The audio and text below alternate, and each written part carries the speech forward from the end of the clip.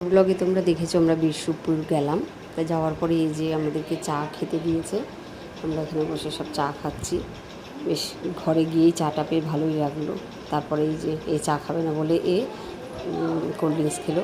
তারপর আবার বলছে চাও খাবো, এক হাতে চা এক হাতে আইসক্রিম, কোনটা ছেড়ে কোনটা খাবে সে বুঝতে পারছিল না।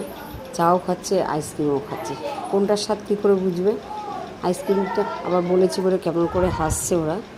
আইসক্রিম এই যে দুজনে একই জিনিস করছে, একবার চায়ে চুমুক দিচ্ছে একবার আইসক্রিম খাচ্ছে।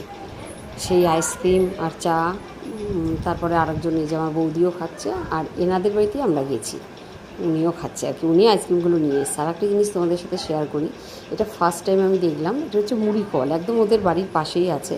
আমরা সেই ভেতরটায় ঢুকেছিলাম, এই প্রথম আমি দেখছি যে এইভাবে মুড়ি ভাজে আর কি।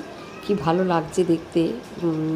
মানে এরা খুবই কষ্ট করে করছে, ভেতরটা ভীষণই গরম, অথচ এত সুন্দর। মানে মুড়ি কল যে এরকম হয় আমি কোনো দিনই দেখিনি।